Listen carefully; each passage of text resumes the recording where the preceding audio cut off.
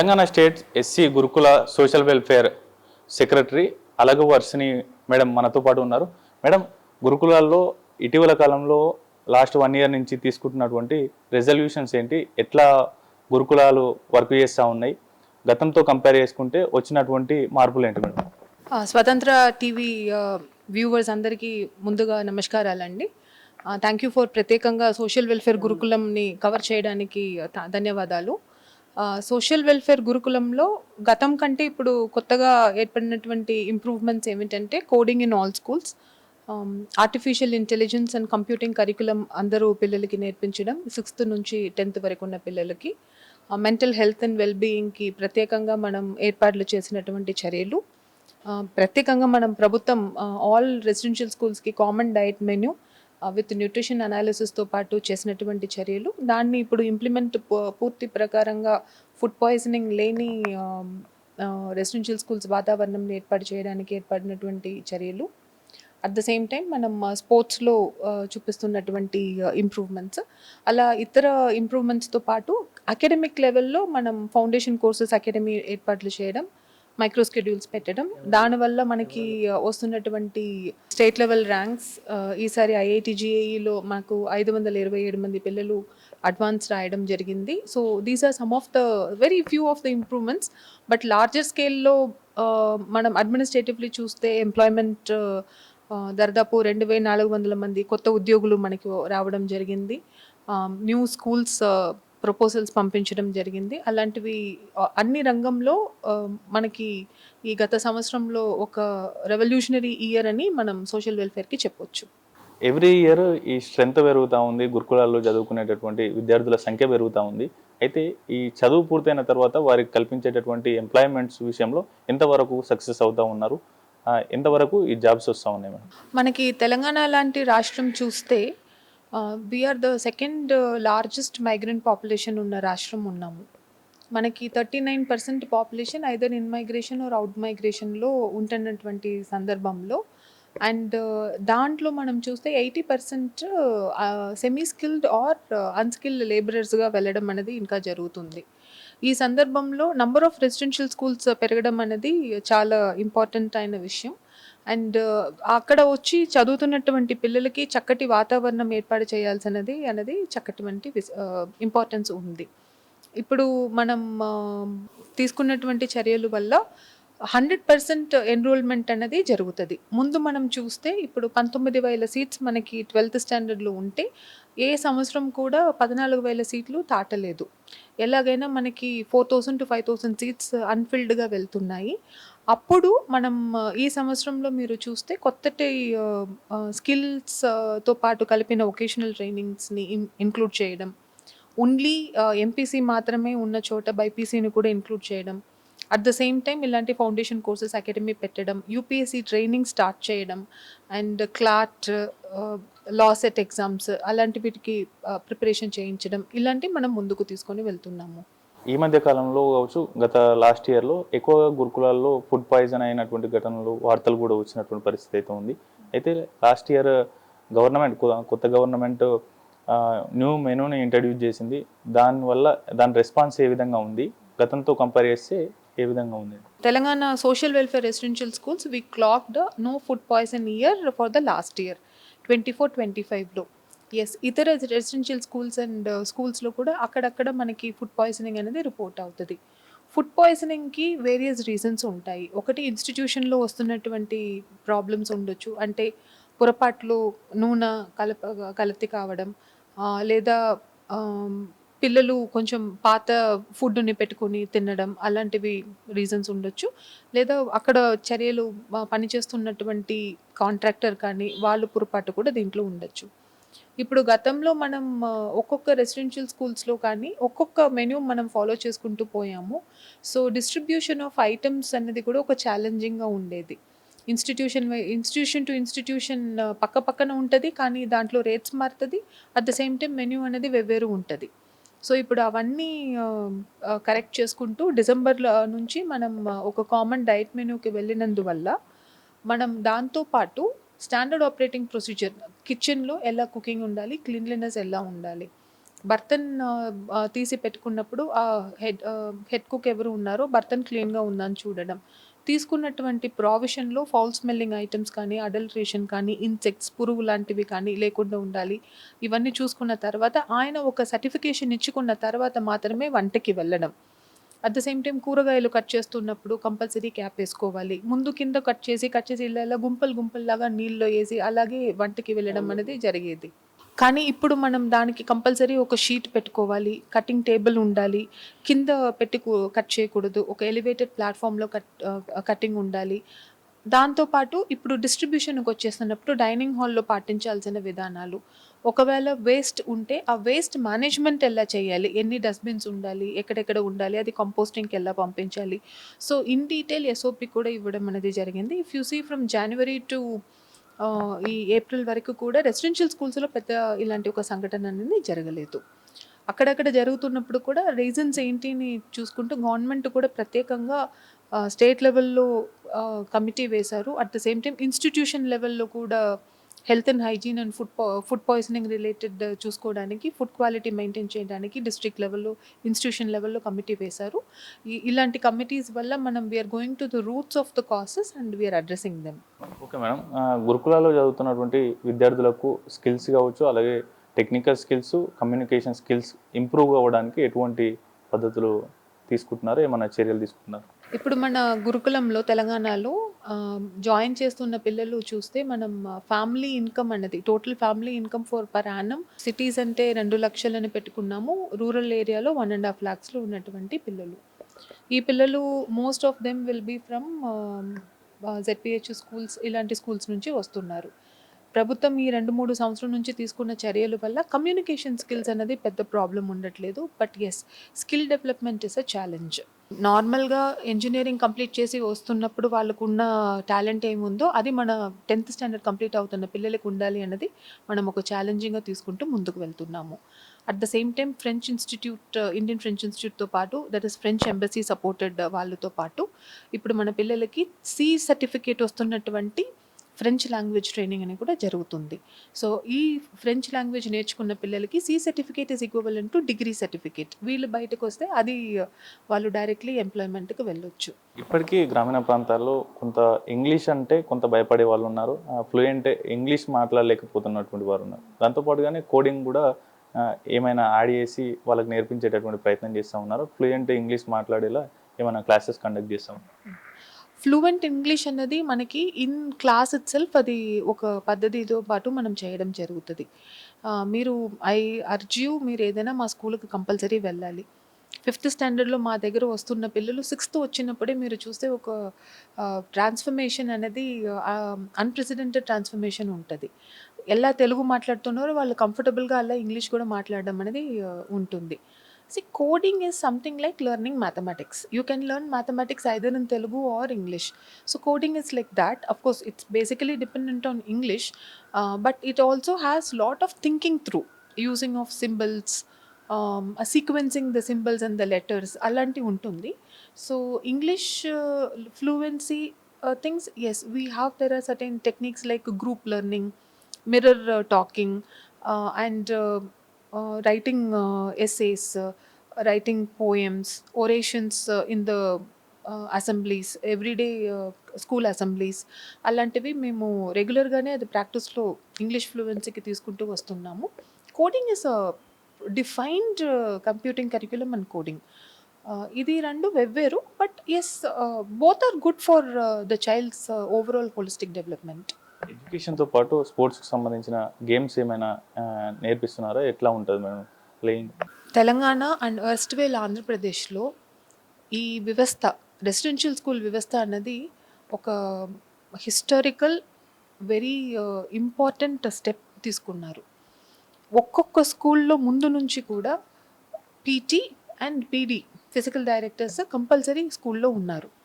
And all the schools invariably have any one specialisation. Kho kho కావచ్చు, football కావచ్చు, volleyball కావచ్చు, cricket కావచ్చు, సో సమ్ కబడ్డీ కావచ్చు. సో ఎనీ స్కూల్ మీరు పికప్ చేసుకున్నా కూడా కంపల్సరీ దాంట్లో ఒక టీమ్ అనేది వాళ్ళకు ఉంటుంది. This is apart from the athletics. Everyday మా కరికులంలో కూడా మార్నింగ్ 1 అవర్ గేమ్స్ ఉంటుంది, ఈవినింగ్ 1 అవర్ గేమ్స్ పీరియడ్ ఉంటుంది. అండ్ పిల్లలు కంపల్సరీ ఆడుతారు. అకాడమిక్కి ఎంత ఇంపార్టెన్స్ ఇస్తున్నామో అంత ఇంపార్టెన్స్ స్పోర్ట్స్కి ఇస్తున్నాము. ఈ సంవత్సరం మనకి స్కూల్ గేమ్ ఫెడరేషన్ వాళ్ళు పెట్టిన ఈవెంట్స్ అండ్ అదర్ ఫెడరేషన్ పెట్టిన ఈవెంట్స్లో nearly 191 national level medals, 385 state level medals and nearly some 9 international participations in judo, softball, volleyball and చెస్లో కూడా జరగడం జరిగింది. ఇవన్నీ కూడా కంప్లీట్లీ గవర్నమెంట్ ఫండెడ్. సో ఈ వాతావరణం మన పిల్లలకు ఉండడం అనేది it's a very well managed and progressive ఒక కరిక్యులం ఇది. రీసెంట్గా ఎస్ఎస్సి జేఈ రిజల్ట్ వచ్చాయి madam. Compare to private schools or కాలేజెస్తో కంపేర్ చేస్తే గురుకులాల్లో ఫలితాలు ఏ విధంగా వచ్చాయి? ఇప్పుడు మనం చూస్తే ఇండియాలో కొన్ని సెంటర్స్ ఉన్నాయి. ఆ సెంటర్స్కి వెళ్తే టాపర్స్ వస్తారు అని. మీకు యూపీఎస్సీలో కూడా అలాంటి ఒక ప్రిపరేషన్స్కి కొన్ని సెంటర్స్ ఉంటాయి. ఇలాంటి private schools which are regularly so called creamy schools, some institutions ఉంటాయి, ఇక్కడ వెళ్తే కంపల్సరీ ఐఐటి అవుతామని. సో ఇది కొన్ని రోజులు ఏమవుతుందంటే టాప్ మోస్ట్ క్యాండిడేట్స్ అక్కడ వెళ్తారు, మళ్ళీ వాళ్ళు బయటకు వస్తారు. ఇప్పుడు మా స్కూల్స్ది అలాంటి వాతావరణం కాదు. మా దగ్గర ఉన్న పిల్లల్ని మేము ముందుకు తీసుకొని వస్తున్నాము. ఆ సందర్భంలో అంటే we don't have any all 99.99 ఉన్న పిల్లలే మా దగ్గర రావాలి అలా ఏమీ లేదు. సో ఇలాంటి సందర్భంలో ఫ్రమ్ దిస్ సోషియో ఎకనామిక్ బ్యాక్గ్రౌండ్లో వచ్చిన పిల్లలు 527 మంది జేఈ అడ్వాన్స్ రాస్తున్నారంటే it is very heart warming thing.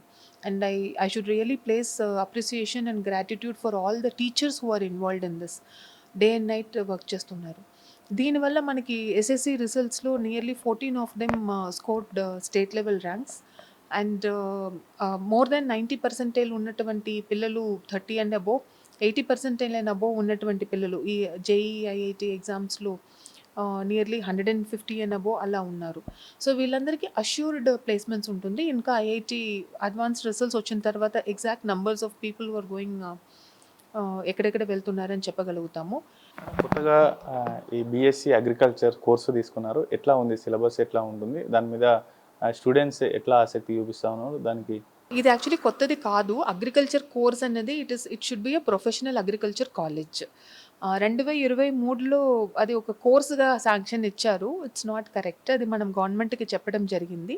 ఈ సంవత్సరం government has taken a very serious cognizance. ఎందుకంటే పిల్లలు agriculture is also a professional degree equivalent to any other technical engineering or medicine అలాంటివి.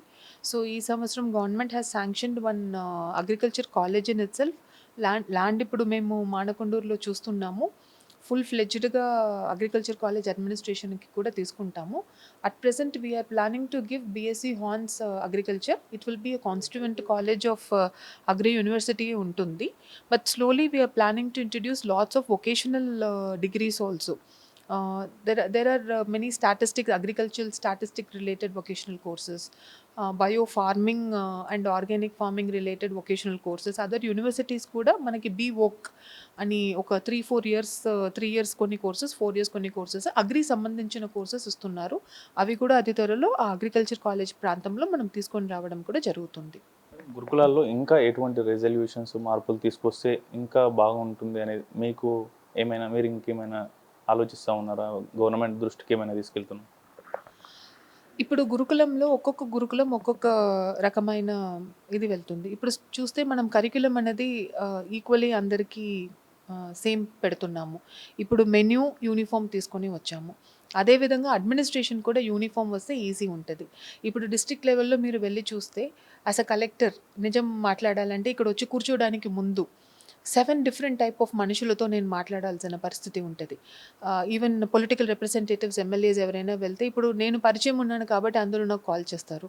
సో అది డీటెయిల్స్ వచ్చిన తర్వాత నేను చెప్తాను, సార్ ఇది బీసీ వెల్ఫేర్, సార్ ఇది మైనారిటీ, ఇది ఆశ్రమ్ స్కూల్స్, ఇది ఎస్సీ వెల్ఫేర్ హాస్టల్స్. ఒక్కొక్కటికి ఒక్కొక్క ఆఫీసర్ ఉంటారు. మెనీ ఆఫ్ ద ప్లేసెస్లో చిన్న చిన్న డిస్ట్రిక్ట్ అయ్యాయి కాబట్టి డిస్ట్రిక్ట్లో ఆఫీసర్ కూడా ఉండరు. సో ఎవరితో మాట్లాడాలి అని ఒక కన్ఫ్యూషన్ ఉంది. So my recommendation has always been like నేను ఆల్రెడీ చెప్పాను. There should be one uniform system for all the gurukulams, especially all residential institutions with respect to administration. And we need to have one state level officer. Already existing systems అన్నీ ఉంటుంది, but one state level officer to maintain this administrative setup. If district collector has an issue, we should be able to redress it immediately. Food poisoning అయింది, ఎవరికో అక్కడ 10 మందికి చెప్పడానికి బదులు this particular state nodal officer should be in charge of going and enquiring and setting up things. So uniformity in administration across the state అనేది వస్తుంది. So that would be my suggestion. Feel అవుతూ ఉంటారు, దాంతోపాటుగానే ఎక్కువ suicide tendency. గురుకులం పిల్లలు ఇప్పుడు మన దగ్గర వచ్చినటువంటి పిల్లలు చూస్తే 5th స్టాండర్డ్కి వచ్చినప్పుడే వాళ్ళు most of the good and bad in the environment చూసి వస్తున్నారు. ఒకటి నేను ముందు చెప్పినట్టు exposure to the social media వాళ్ళకి ఎక్కువ ఉంది. అట్ ద సేమ్ టైం ఆ సోషియో ఎకనామిక్ బ్యాక్గ్రౌండ్ నుంచి వచ్చిన వాళ్ళు direct exposure to the domestic violences, drug addiction related issues, any other vandalism and violent behaviour first hand ఎక్స్పీరియన్స్తో పాటు వస్తారు. Most of them there coming with a baggage. So ఇలాంటి పిల్లలకి మనం అందరితో పాటు నార్మలైజ్ చేయడం అనేది ఒక బిగ్గెస్ట్ ఛాలెంజ్.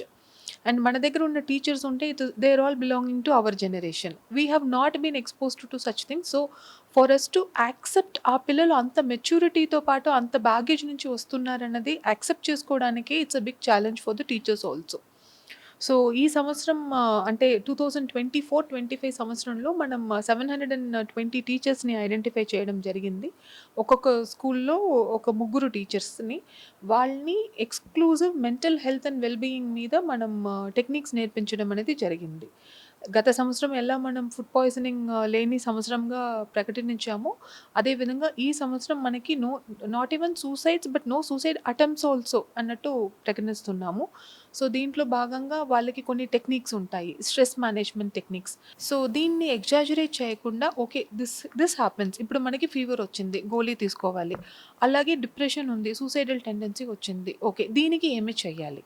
సో దానికి కూడా ట్రీట్మెంట్కి కొన్ని టెక్నిక్స్ ఉంటాయి. ఈ టెక్నిక్స్ని మనం నేర్పించడం జరిగింది. ఈ టీచర్స్ ఒక అనానిమస్ రూమ్ అని ఒక కాన్సెప్ట్తో పాటు వారానికి 2 సారి కావచ్చు, లేదా పిల్లలు ఎప్పుడైనా ఇమీడియట్లీ సంప్రదిస్తే కావచ్చు, వాళ్ళు పర్సనల్ ఇష్యూస్ని గుర్తులో పెట్టుకుంటూ విన్ని వాళ్ళకి కావాల్సిన టెక్నిక్స్ని నేర్పించుకుంటూ ఆ పిల్లల్ని ఆ టైంలో స్ట్రెస్ ఫ్రీగా, సూసైడల్ టెండెన్సీ ఫ్రీగా, డిప్రెషన్ ఫ్రీగా తీసుకొని రావడం జరుగుతుంది. అట్ ద సేమ్ టైం మనం డిస్లెక్సిక్ క్యాండిడేట్స్ ఎవరైనా ఉన్నారా, లెర్నింగ్ డిసబిలిటీస్తో పాటు ఎవరైనా ఉన్నారా అని ఐడెంటిఫై చేయడం కూడా జరిగింది. ఇప్పుడు మనకి ఆ రిపోర్ట్స్ నాకు ఈ నెల ఆఖరికి వస్తుంది. అలాంటి పిల్లలకి ఒక ఎక్స్క్లూజివ్ హైదరాబాద్ వాతావరణంలోనే ఒక స్కూల్ ఐడెంటిఫై చేసి అలా ఇష్యూస్ ఉన్న పిల్లలకి కూడా specific training and hand holding అనేది మనకి జరుగుతుంది. గురుకులాల్లో ఫుడ్ పాయిజన్ కాకుండా ఈట్ అండ్ రైట్ అనే ప్రోగ్రామ్ తీసుకున్నారు. అది దాని ముఖ్య ఉద్దేశం ఏంటి, ఎట్లా ఉంది?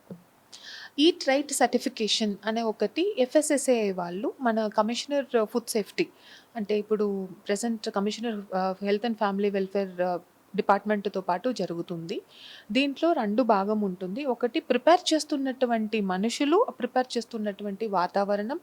రెండోది సర్వ్ చేస్తున్నప్పుడు పిల్లలు ఆహార భద్రత తింటున్నప్పుడు ఉన్నటువంటి వాతావరణం. సో ఫస్ట్ వాతావరణంలో మనం చూస్తే అడల్ట్రేషన్ ఉండకూడదు, క్లీన్ ఎన్విరాన్మెంట్ ఉండాలి, పెస్ట్ కంట్రోల్ చేయాలి, ఆ కుకింగ్కి సప్లై చేస్తున్న మనిషి FSSAI రిజిస్టర్డ్ పర్సన్ ఉండాలి. అట్ ద సేమ్ టైం కుకింగ్కి వస్తున్న వస్తువులు కూడా అలాంటివి ఉండాలి. పిల్లలకి ఇవన్నీ నేర్పించడం జరుగుతుంది మన స్కూల్ పిల్లలకి. అండ్ డిస్ప్లే ఆఫ్ ఐటమ్స్ అంటే ఎక్స్పైరీ డేట్కు ముందు ఉన్నటువంటి ఇమీడియట్లీ వాడాలి, ఎక్స్పైరీ అయిపోయిన తర్వాత వాళ్ళని ఎలా డిస్పోజ్ చేయాలి, ఇలాంటివి ఒక కరికులంలోనే మనం ఇంక్లూడ్ చేసుకుంటూ every month 1 day will be called as eat right day. And every week there will be 4 hours session on exclusively on this eat right programme. Healthy food అంటే ఏంటి, న్యూట్రిషన్ అంటే ఏంటి, ఇవన్నీ మాట్లాడడం జరుగుతుంది. ఇది మన స్కూల్లో జరిగినప్పుడు ఈ కమిషనర్ ఫుడ్ సేఫ్టీ వాళ్ళు మా ఫుడ్ సేఫ్టీ ఇన్స్పెక్టర్స్ని మన స్కూల్కి పంపిస్తారు. వాళ్ళు ఇవాల్యుయేట్ చేస్తారు, వాటర్ సోర్స్ కరెక్ట్ ఉందా, కిచెన్ బాగా జరుగుతుందా, పిల్లలకి దీని మీద పూర్తి అవగాహన ఉందా. పిల్లలు అక్కడ ఉన్న ఒక ఫుడ్ సేఫ్టీ అంబాసిడర్ అని ఒక టీచర్ ఉంటారు, ఆ టీచర్ వీళ్ళందరికీ వాళ్ళకి పూర్తిగా నాలెడ్జ్ ఉందా, ఈ అడల్ట్రేషన్ ఉన్న చెకింగ్ చేసుకోవడం మీద ఇవన్నిటికీ నాలెడ్జ్ ఉందా, ఇవన్నిటిని వాళ్ళు నేర్చుకున్నారా చూసుకున్న తర్వాత చూసుకున్న తర్వాత ఆ స్కూల్ని ఈట్ రైట్ సర్టిఫైడ్ స్కూల్ అని ప్రకటించడం జరుగుతుంది. I'm very happy to say all our 268 institutions in social welfare are eat right certified schools. Certifications ఇవ్వడం అనేది ఇన్ అండర్ నెక్స్ట్ వీక్ నుంచి స్టార్ట్ అవుతుంది. And in the country I think మా వ్యవస్థ మాత్రమే ఇన్ని ఇన్స్టిట్యూషన్ని ఒక వ్యవస్థ పెట్టుకుందంటే మా వ్యవస్థ మాత్రమే ఉంది అనేది I'm very happy.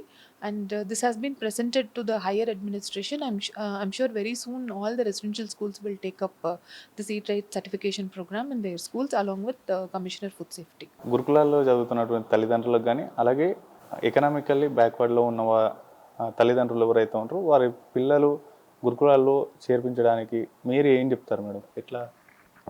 See, education and health is a public good. Public good అంటే కంపల్సరీ మనుషులు వచ్చినా రాకపోయినా గవర్నమెంట్ ప్రెసెన్స్ అనేది 100% ఉంటుంది. చాలామంది అడగొచ్చు, బడి ఉంది కదా, ఆ బడిలో 2 మంది పిల్లలే ఉన్నారు కదా, తీసేద్దాం, అది ఒక అనవసరమైన ఖర్చు అని. No, it is not that. ఆ 2 మంది పిల్లల కోసం మనం అక్కడ బడి పెట్టాల్సిందే. It's a public good. So ఇప్పుడు ఉన్న కాంపిటేటివ్ వాతావరణంలో గవర్నమెంట్కి ఉన్న రిసోర్స్ని most needed is very pragmatic distribution of resources in such a way that overall growth of the state is assured.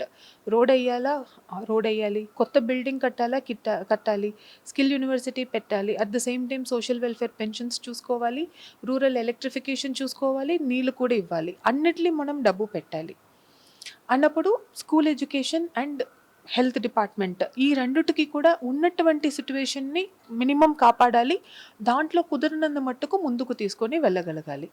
So ఈ సందర్భంలో నా రిక్వెస్ట్ ఏంటంటే, కొన్ని చోట్లలో పేరెంట్స్ గెట్ వెరీ అప్రిహెన్సివ్. ఏదైనా ఒక చిన్న సువిధ బాగలేకపోతే వెంటనే అది ఒక రూపంలో వెళ్ళి గొడవ పెట్టడం. దీన్ని మేజర్లీ చూస్తే గత సంవత్సరం ముందుకి ఇప్పటికీ నాకు తెలిసి మా దగ్గర ఉన్న ఆఫీసర్స్ ముందు ఉన్న వాళ్ళు వాళ్ళే, ఇప్పుడు ఉన్న వాళ్ళు వాళ్ళే. And nobody wants to compromise when it comes to అమ్మాయిలు కానీ అబ్బాయిలు కానీ చిల్డ్రన్ అని వచ్చేసినప్పుడు, స్టూడెంట్స్ అని వచ్చేసినప్పుడు nobody wants to compromise in their health and well being and education part.